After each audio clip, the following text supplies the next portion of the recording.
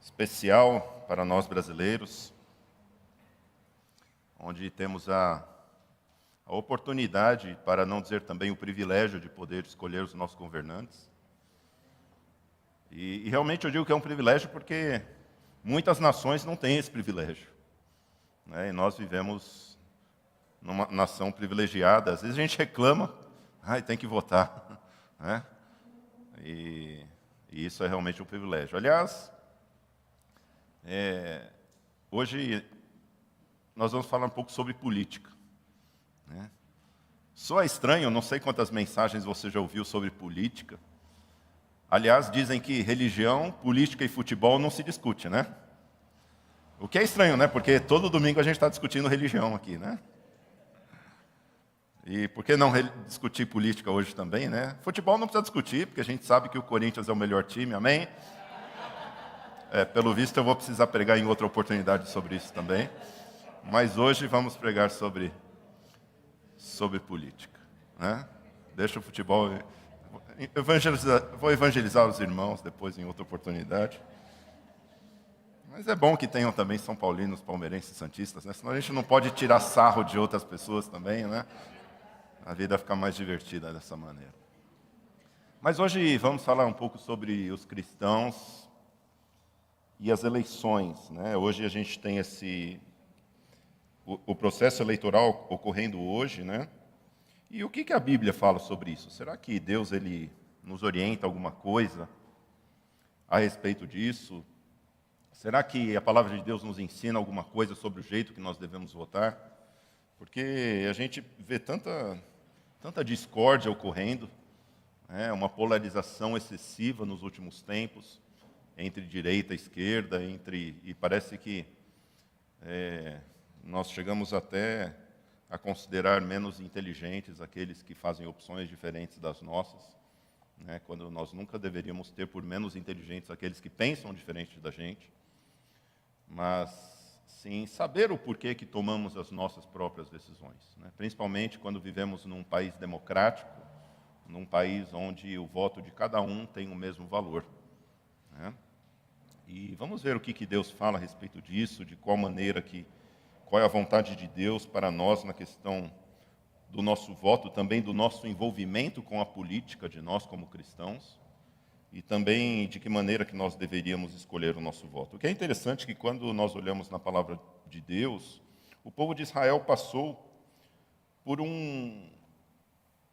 algo semelhante, né? Por um processo semelhante, que pode sim servir de guia para nós, de como nós devemos escolher aí os nossos políticos, de como nós devemos escolher os nossos governantes, né? Nós que vamos votar para servir de orientação para nós, né, nessa questão política. Por isso eu queria convidar você a abrir a palavra de Deus no livro de Êxodo, no capítulo 18.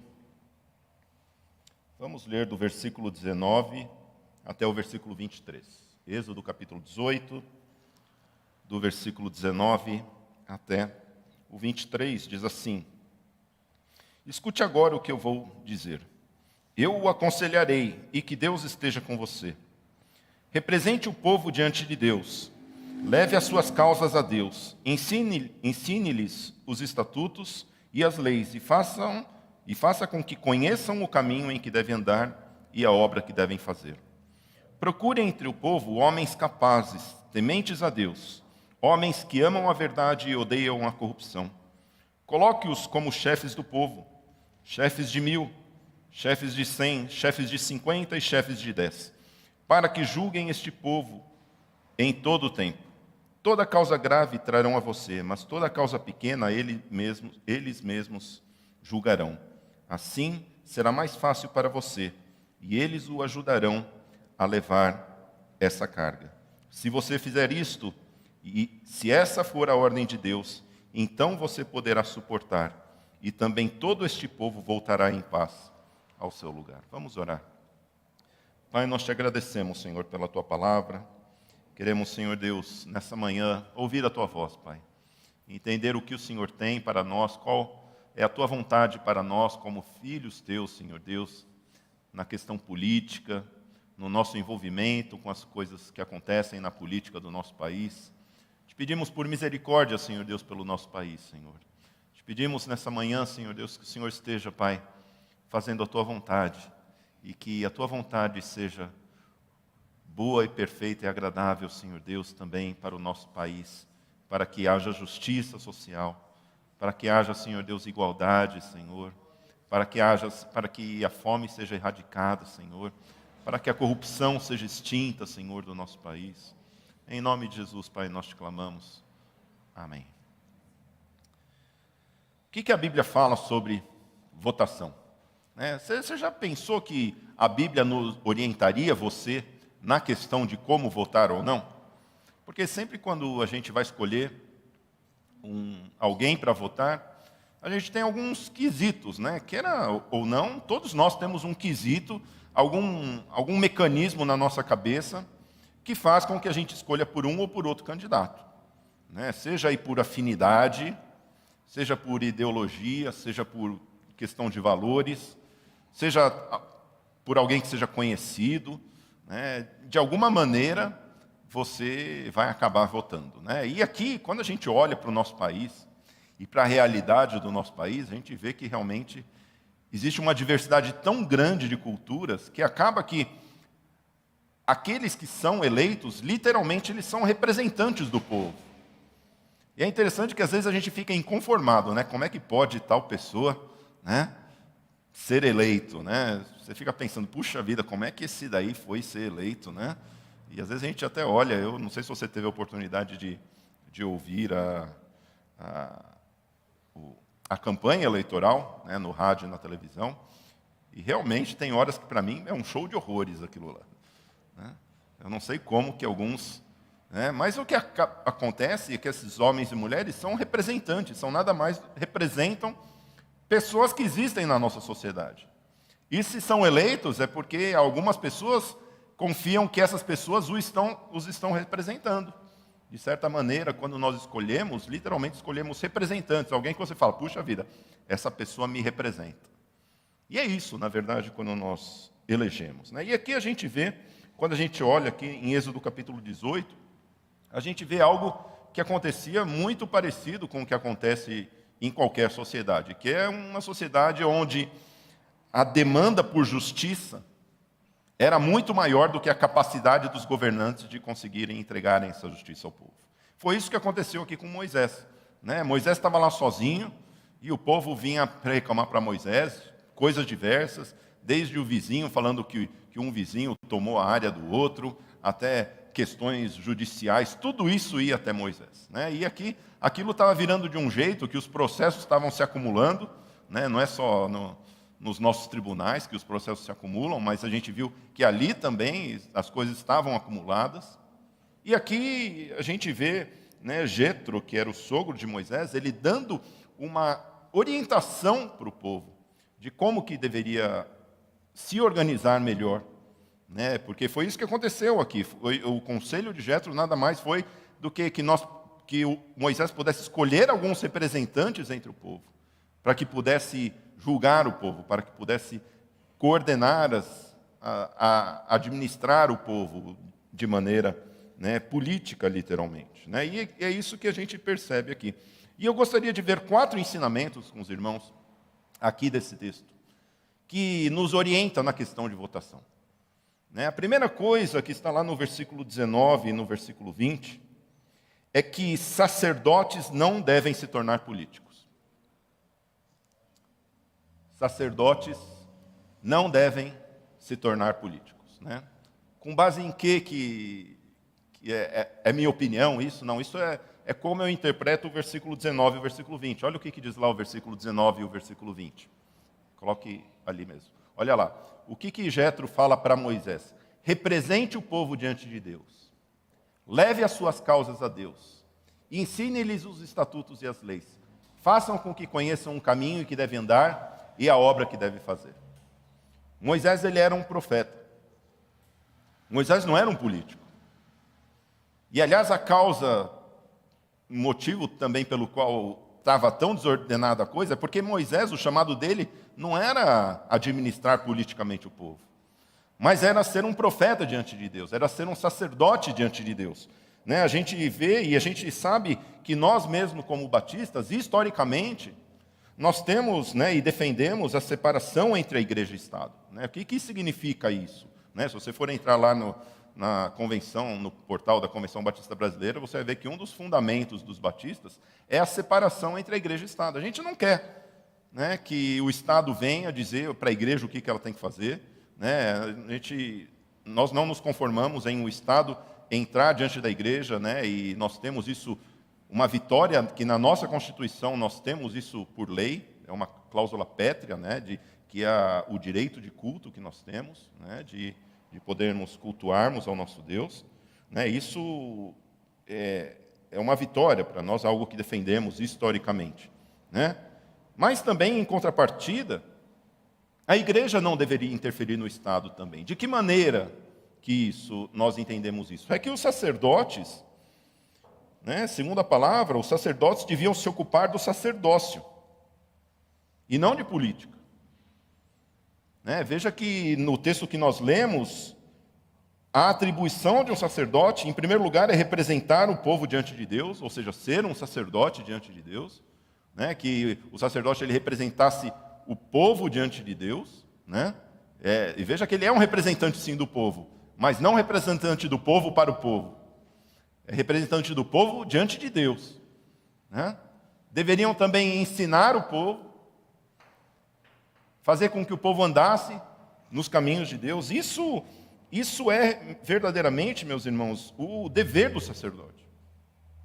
E parece que não é isso que a gente vê hoje, né? Eu estava vendo uma notícia essa semana de que o número de evangélicos de pessoas que estão concorrendo às eleições com o título de pastor, pastora, missionário, missionária, está aumentando a cada vez mais. Né? Nas últimas eleições, acho que tinha uns 400. Nessas eleições já tem uns 600. Eu não sei o que está acontecendo, se os pastores estão caindo a renda na igreja, eles querem fazer um extra na política. Né? Talvez, né, seja isso que esteja acontecendo. Mas a grande verdade, meus irmãos, que isso existe quando os pastores querem migrar para a política, existe um conflito de interesses. E aqui, entendam-me bem, eu estou falando de pastores tempo integral. Tá? Eu estou falando de pastores que nasceram para isso, que falam, a minha carreira é ser pastor. Né? Diferente de pessoas como eu, por exemplo, que eu sou engenheiro, na verdade. Né? Eu sou pastor nas horas vagas. Estamos aqui. Né? Não que não sou pastor, não sou mais ou menos pastor, eu sou pastor. Né? Mas a minha carreira não é uma carreira de pastor, é uma carreira de engenheiro. Né? Se você entrar no meu LinkedIn lá, está lá no pastor, né? como voluntário, como algo que eu estou... Mas a minha carreira é de engenheiro, sou 20 anos já como engenheiro. Esses homens, acho que devem sim, talvez, se envolver na política. Assim como a gente tem representantes, né, teve algum tempo, né, um homem que é advogado, né, e também é pastor. Né, nisso eu não vejo problema nenhum. Mas aqueles que verdadeiramente estão tempo integral na obra do Senhor, isso há um conflito, sim. E há um conflito por quê? Porque, meus irmãos, os cristãos, nós como cristãos, nós temos dupla cidadania. Nós somos sim brasileiros, né? Talvez todos aqui sejam brasileiros, eu imagino, mas nós também temos uma cidadania do reino de Deus. Né? Temos aqui, aliás, somos estrangeiros nesse mundo. Somos primeiro cidadãos dos céus e depois brasileiros. É isso que a Bíblia nos ensina. Não é que eu sou brasileiro e também não tenho dupla. Eu sou, na verdade, dos céus. Aqui eu tenho uma cidadania extra, além disso, eu ainda sou brasileiro. Né? E por que existe conflito? Porque aqui no Brasil vivemos uma democracia. Nós escolhemos, né? Ou seja, quando se fala de política, nós defendemos liberdade, defendemos democracia, defendemos que cada um tem o direito de expressar sua opinião, por conseguinte, faz com que cada um de nós tenhamos que ouvir a opinião alheia e respeitá-las, apesar de poder discordá-la. Né? Por quê? Porque isso é uma democracia. Graças a Deus por isso, porque vivemos numa democracia. Né? Mas, por outro lado, vivemos também num império, que não é nada de democracia. que, pasmem, o reino de Deus não é uma democracia. Por isso que existe esse conflito, porque como que os pastores podem, ao mesmo tempo, defender uma democracia e defender um império? Existem, sim, conflitos, porque no reino de Deus não tem discussão. No reino de Deus não existe opinião. No reino de Deus não existe voto. Você já parou para pensar nisso? Nós sabemos que isso é um reino onde reina a justiça. Né? Por isso que é muito melhor. Né? E você fala, o que é melhor, um império ou uma democracia? Isso é relativo. Né? A gente percebe que na história houveram reinos que foram muito bem. Né? E por que a democracia ela foi instaurada? Justamente porque o ser humano ele é corrupto. Justamente porque o homem, não existe um homem bom sequer. Por isso que houve, né, o advento da democracia. Justamente em países onde o cristianismo foi predominante. Você pode ver no decorrer da história, onde o cristianismo foi predominante, essas nações se tornaram democratas. Por quê? Porque sabe-se que não existe governante nenhum que é bom. Isso não é de hoje, não, né? Quando a gente olha os governantes, fala, Senhor, aliás, essa é o grande problema nosso. A gente não sabe quem vai votar, porque não consigo ver alguém que fala, puxa vida, esse me representa. Sempre tem um que vai lá e dá umas atrapalhadas, e fala, como é que esse daí vai me representar? Mas isso é parte da democracia também. Né? O fato de sabermos que não existem homens perfeitos. Né? E por isso que precisa existir a alternância do poder. Por isso que existe, sim, a democracia. Mas, na questão do sacerdote, nós vemos que, quando os pastores começam a querer entrar na política, existe, sim, esse conflito. Primeiro porque, quando nós vemos que cada pastor ele começa a se envolver num palanque, e cada pastor a mais num palanque é um pastor a menos no púlpito. É isso que acontece. E a gente percebe que tem muitos homens e mulheres também que ficam muito conhecidos como pastores, ou cargos dentro de igrejas, e aí, pelo fato de serem conhecidos, querem tomar esse benefício para se enriquecer na política. O que é algo errado também. Mas o que eu quero dizer para você é que se tem alguém lá, é porque alguém o colocou lá. Porque político é igual tartaruga em cima do poste. Você não sabe como que ele chegou lá, mas uma coisa você sabe, que alguém o colocou lá. Porque ele não consegue subir sozinho. E quando a gente reclama dos nossos políticos, na verdade, nós temos que reclamar não do político, e sim do povo que o elegeu. De nós mesmos. Porque quando nós falamos, se nós não queremos que pastores estejam eleitos, não votemos nos pastores. Olha, eu falo isso porque eu sou pastor. Nós, como pastores, nosso lugar é no púlpito, não é no palanque. É pregando o evangelho, é pregando o reino de Deus, não é pregando democracia. Não que eu seja contra a democracia, eu sou a favor, sim, da democracia. Eu vejo que numa sociedade de pessoas que não são perfeitas, esse é o melhor mundo que pode existir, realmente. Agora, nós proclamamos que um império irá chegar. Nós proclamamos que um reino está chegando, que o rei virá. E existe, sim, eu entendo que há, sim, um conflito de interesses quando os sacerdotes querem se tornar políticos. Eu não digo aqui que sacerdotes não devam se envolver na política, que sacerdotes não devam comentar políticas, ou ainda confrontar políticos. A gente teve algo claro essa semana, um sacerdote, um padre que agora está concorrendo, quando bateu de frente com um dos candidatos. Virou meme essa semana. É uma coisa de louco, mas a gente vê que é um homem que está confrontando, sim. Talvez no lugar errado, mas está, sim, confrontando. E cabe, sim, aos pastores confrontar. A gente vê isso com João Batista. João Batista confrontando o rei da sua época, falando que ele não podia se casar com aquela mulher que ele estava casado, que ele estava em adultério. Botando o dedo na cara, falando dos seus erros. Isso cabe, sim, aos sacerdotes. Nós, como sacerdotes, nós, como defensores dos valores do reino de Deus, nós devemos, sim, confrontar, não importa quem seja. Se é presidente, se é deputado, se é senador, muito mais, se for um rei. Ainda assim nós devemos, mas o lugar dos pastores é no púlpito e não no palanque eleitoral. Quando pastores começam a se envolverem em política, o negócio começa a ficar ruim. Por isso, não vote em pastores. Se você não votou ainda, se você ia votar não vote. Escolhe outro. Não vota não. Deixa ele na igrejinha dele lá, pregando o evangelho, que é o lugar dele lá. Em segundo lugar, veja lá em Êxodo capítulo 18, versículo 21. Procure entre o povo homens capazes. Nós devemos escolher pessoas capazes.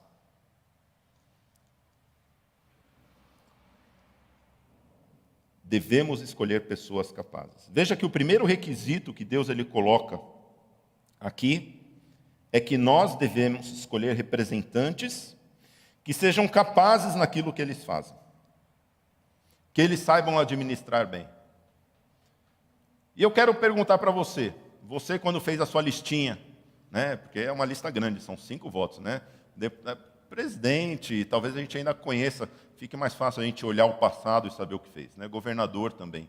Senador um pouco menos, mas quando começa deputado estadual, fica difícil da gente saber, essa pessoa que ela é capaz naquilo que ela faz? E meus irmãos, veja que isso é um pré-requisito para nós escolhermos nossos representantes. Nós precisamos sim conhecer o histórico de cada candidato. Como que a gente sabe se ele é capaz, se ele é desconhecido? Tem tanta gente que vota em desconhecido. Eu vi umas bandeirinhas aí por aí, vou votar nele. Ele é da região, vou votar nele. A gente nem conhece a pessoa. Não sabe qual que é o histórico daquele candidato, não sabe o que ele fez. Veja que a Bíblia fala que nós devemos escolher pessoas capazes. E meus irmãos, nesse sentido, tem muitos cristãos que não querem se envolver na política, mas já dizia Platão tem uma frase muito famosa da questão política, pode até coloquei aqui, pode colocar ali, que que o preço, consegue passar aí, Maju? Na próxima? Acho que está travado ali. Mas olha o que Platão diz. O preço que pagamos por não nos envolvermos na política é sermos governados por pessoas piores do que nós. Isso ele falou no século IV a.C. O preço que a gente paga de não se envolver na política é ter lá na política pessoas que são piores que nós. E assim como eu digo que os pastores não devem se envolver na política, os cristãos sim devem se envolver na política. As pessoas capazes devem sim se envolver na política. E eu pergunto, onde que estão as pessoas capazes? E meus irmãos, como me entristece quando, ao invés de escolher bons governantes, o povo brasileiro tem escolhido aí palhaços, ator de TV, comediantes, influenciadores digitais. Ao invés de olhar para pessoas que são capazes verdadeiramente. E às vezes até entre os crentes eu vejo, crente que votou no Tiririca. Pastor, porque ele contou umas piadas legais. Pastor, não fala que eu votei nele. Meus irmãos, é algo muito sério isso. Porque veja que o fato, tudo isso, a gente vê no último versículo, que tudo isso, a palavra de Deus fala que nós devemos fazer para que nós possamos viver em paz. E quando pessoas que não são capazes entram na política, nós não vivemos em paz. Esse é o cenário que a gente vive hoje, a gente não vive em paz. Nós não vivemos em paz. Por isso devemos escolher sim homens e mulheres capazes, meus irmãos. E onde estão os homens e mulheres capazes de governar? Entre nós, saindo daqui da igreja mesmo. Cadê os homens e mulheres capazes aí de governar, de administrar? Talvez que não conheçam política. Ninguém nasce sabendo política, mas talvez, se você é fiel no pouco, Deus vai nos colocar sobre o muito. E, aliás, é interessante que a própria palavra de Deus fala, nesse mesmo contexto, que quando somos fiel no pouco, Deus ele vai nos fazer administrar sobre cidades. Porque as pessoas que são fiéis no reino de Deus vão administrar cidades, vão ser políticos, sabia disso? Que se você for fiel no reino de Deus aqui na terra, no reino de Deus você vai ser político, vai administrar a cidade, não sei se vai ser prefeito, deputado, como é que vai ser lá, eu não sei. O Senhor vai dizer quando ele vier. Mas é isso que vai acontecer. Por quê? Porque precisamos de homens capazes, homens fiéis. Por isso devemos sim escolher pessoas capazes para governar. Em terceiro lugar, devemos escolher pessoas tementes a Deus. Devemos escolher pessoas tementes a Deus. Veja aqui, não só no versículo 18, diz: procurem entre o povo homens capazes, tementes a Deus. Não apenas homens capazes, mas é isso que diz a palavra de Deus. Procurem entre o povo homens capazes, vírgula, tementes a Deus em segundo lugar. Não basta ser capaz, precisa ser temente a Deus. E será que isso tem sido uma marca nos nossos votos? Será que nós temos escolhido pessoas tementes a Deus? Isso é algo muito sério, irmãos. Porque quantos governantes que estão aqui no nosso país que não são tementes a Deus? E quando nós não escolhemos pessoas que, além de ser capazes, que não são tementes a Deus também, nós não vivemos em paz. É isso que acontece conosco. E eu gostaria que, e aqui parafraseando um pouco Platão, né? O preço que nós pagamos por não elegermos pessoas tementes a Deus é sermos governados por pessoas não tementes a Deus. Assim como o preço que pagamos por sermos governados por pessoas, por não nos envolvermos na política, é sermos governados por pessoas incapazes, da mesma maneira, o fato de nós, como cristãos, não nos envolvermos na política, de não elegermos pessoas tementes a Deus, é sermos governados por pessoas que não são tementes a Deus. E como nós sofremos quando somos governados por homens que não são tementes a Deus. Por isso, meus irmãos, nós precisamos sim eleger homens e mulheres que, além de ser capazes, sejam também tementes a Deus. Que também sejam cristãos. Não apenas pessoas de uma moral elevada, né? Fala, puxa vida, não, esse homem defende os valores. A pessoa pode defender o valor e não ser temente a Deus. Porque na hora que aperta mesmo, o que importa é a vida dela com Deus. Por isso, meus irmãos, precisamos sim homens e mulheres tementes a Deus. E eu gostaria de perguntar, onde que estão os políticos cristãos? Onde que estão? Aliás, é fácil achar, né? Todo político hoje é evangélico, né? Se for perguntar, você, qual é a sua região? É evangélico, porque aí quer ganhar, né?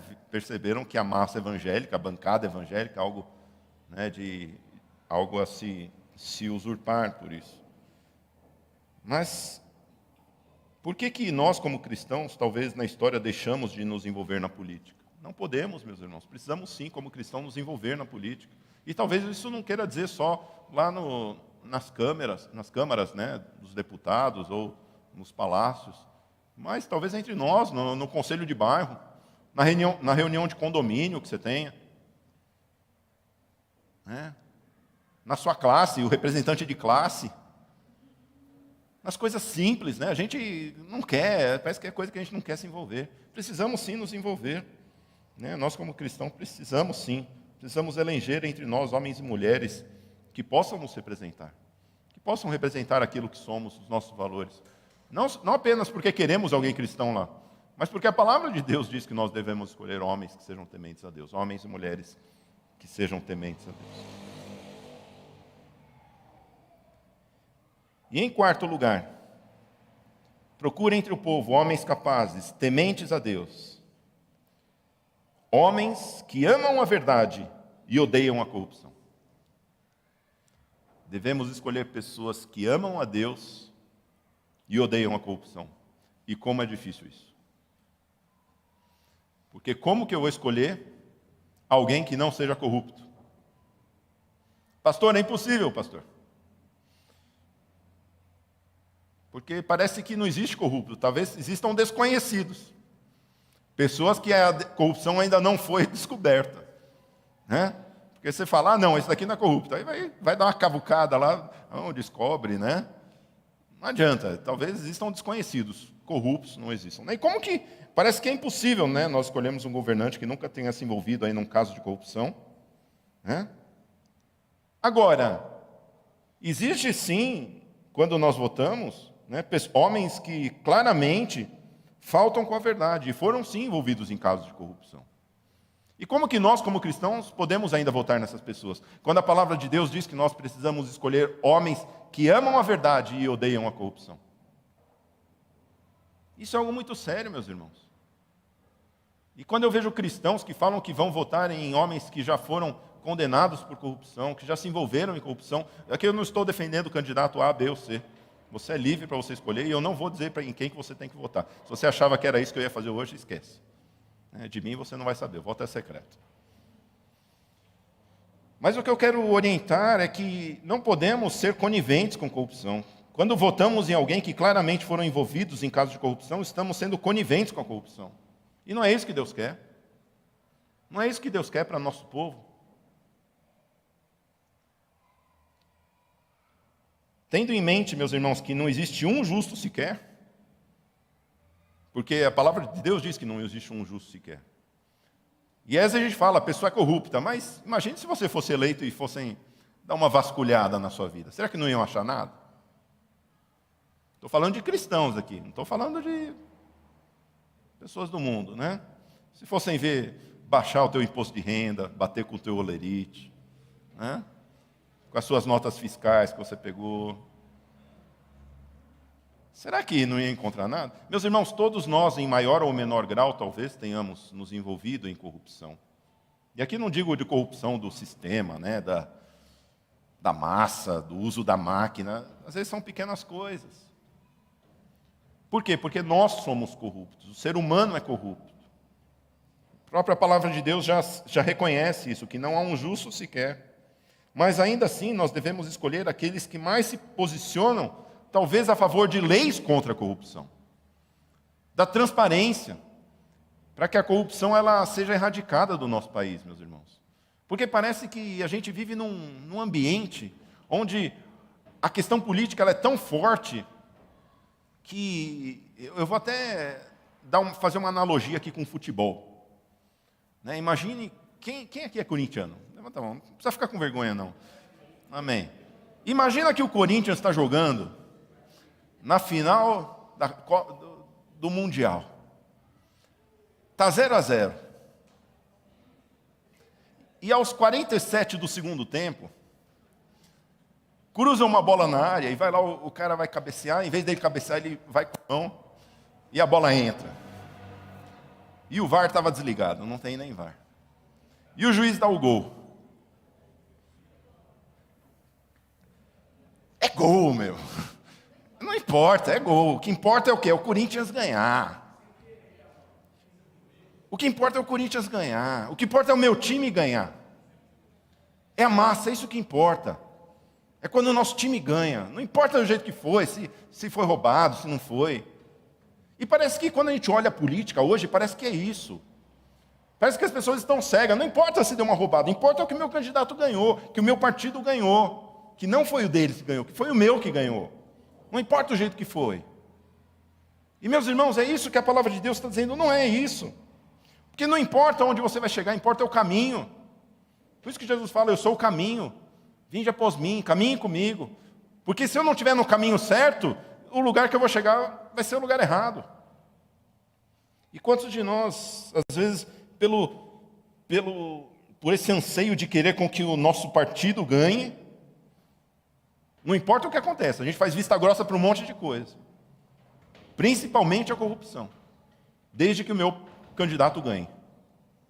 E parece que é isso que reina no nosso país. Né? Não importa o que aconteça, importa que o nosso partido ganhe. Meus irmãos, a palavra de Deus ela é muito clara nesse sentido. Devemos escolher homens e mulheres que amam a verdade e odeiam a corrupção.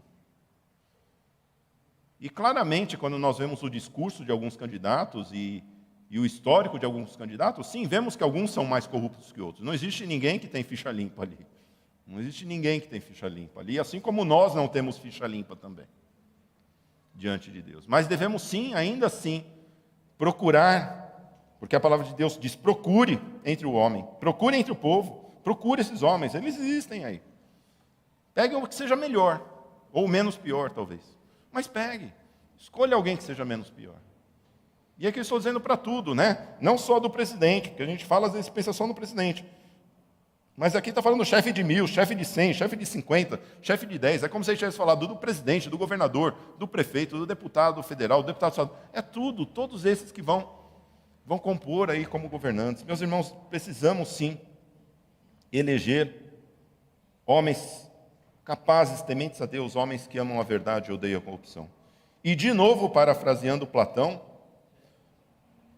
né? O preço que pagamos por não elegermos pessoas que amam a verdade é sermos governados por pessoas corruptas. O preço que pagamos por não elegermos pessoas que amam a verdade é sermos governados por pessoas corruptas. E aí eu digo, onde que estão os homens e mulheres que amam a verdade e odeiam a corrupção entre nós? Que estão dispostos a se candidatar. Que estão dispostos a... Eu não estou falando de novo só nas esferas, talvez, né? Daqui sairão deputados, senadores, governantes, presidentes, por que não?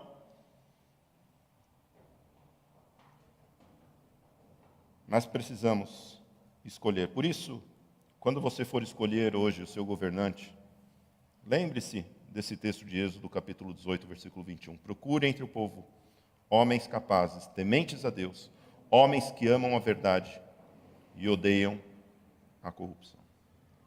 Essa é a orientação que a palavra de Deus tem para nós. Ainda assim, eu queria dizer para cada um de vocês que nós devemos saber que a democracia, na verdade, é uma ilusão. Como assim, pastor? Democracia é uma ilusão? O voto é uma ilusão. Como assim, pastor? Somos nós que vamos escolher os nossos governantes, não é isso? Olha o que a palavra de Deus diz em Romanos capítulo 13, versículo 1.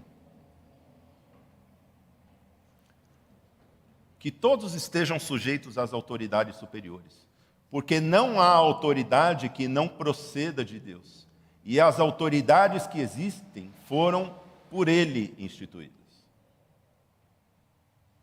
Pastor, mas eu pensei que fosse nós que fôssemos escolher o nosso governante. É Deus quem escolhe o nosso governante. Não, pastor, mas é o povo que vota, mas é Deus que coloca no coração do povo o que ele deve votar. Sabe por quê? Porque nós temos o governante que merecemos. Isso nós vemos no decorrer da história de Israel. Quando o povo se prostituía, quando o povo deixava de buscar a Deus, Deus colocava um governante que era mau. Quando o povo buscava a Deus, quando o povo era fiel a Deus, Deus colocava um governante que era fiel e o povo prosperava. Meus irmãos, o nosso governante, ele é reflexo daquilo que nós, como povo de Deus, de como nós, como povo de Deus, temos agido diante de Deus e diante dessa sociedade. Se nós nos posicionarmos nessa sociedade como homens e mulheres fiéis a Deus, Deus vai colocar lá um governante que seja bom para nós. Nós vamos viver em paz. Agora, se nós, como povo de Deus, abandonarmos o Senhor, abandonarmos os caminhos de Deus, Deus vai colocar alguém lá para nós sofrermos. E isso nós vemos na história dos países, na história da humanidade.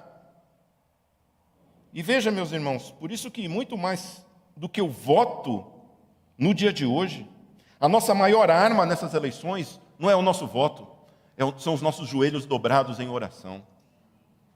São os nossos joelhos dobrados pedindo misericórdia ao Senhor, porque sabemos que é Ele quem vai escolher, é o Senhor que vai escolher, não somos nós. Nós precisamos sim orar para que esses governantes que sejam eleitos possam julgar o povo com justiça, para que nós possamos viver em paz.